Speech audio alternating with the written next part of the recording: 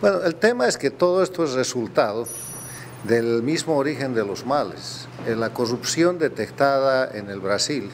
a los gobiernos de Lula y de Rousseff, que se empezó llamando el tema del Lava Jato y que ahora se ha extendido por toda América Latina por el sistema institucionalizado y transnacional de corrupción que impusieron, nace del Foro de Sao Paulo. Foro de Sao Paulo, que se organizó el año 1990 como una respuesta a la caída del muro de Berlín, propiciado por la Cuba castrista, ha buscado llegar al poder, y cuando llega al poder el año 2003 con Lula, establece un mecanismo de corrupción para cumplir con la premisa que se habían fijado, que nunca más les falte dinero para hacer política, y tenían que hacer dinero y lo hicieron a través de la corrupción. La corrupción que ahora se juzga en Brasil y que ha generado una sentencia de 9 años y medio para el expresidente Lula, que ha generado la destitución de Dilma Rousseff,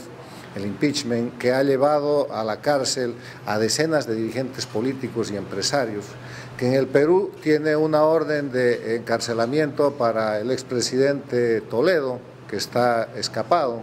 y que ha llevado a la cárcel en estos días al expresidente Ollanta Humala. Todo esto es la obra del proceso del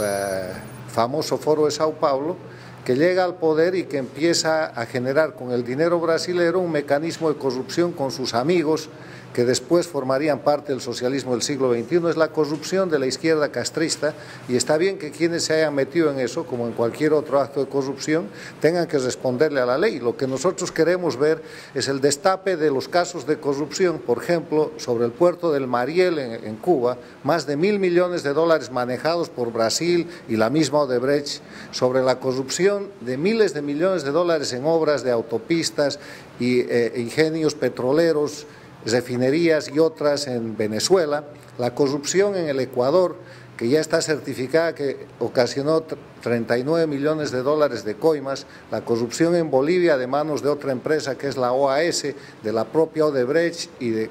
las compañías que operaron eso con la carretera Altipnis, a la que Lula en persona fue a hacer promoción. Queremos ver que el destape de la corrupción de las dictaduras del socialismo del siglo XXI, que están todavía en un momento de absoluta impunidad porque manejan aún el poder, pero conforme lo vayan perdiendo, eso se va a ir destapando y vamos a ver el escándalo de corrupción en Cuba, en Venezuela, en Ecuador, en Nicaragua y en Bolivia. Esto es solamente la punta del iceberg de un proceso de transparencia donde la izquierda castrista corrupta, que además está con la otra mano vinculada al narcotráfico, tiene que rendir cuentas.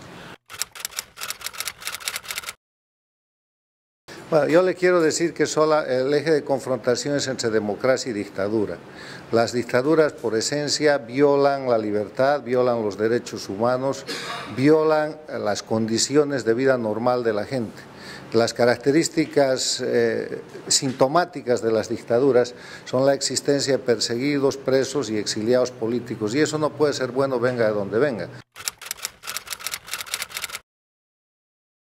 Hoy en las Américas solamente hay dictaduras castristas. El año 1999 solo había una, que era en Cuba, y con el dinero venezolano se han expandido y hoy día hay 5 dictaduras del socialismo del siglo XXI.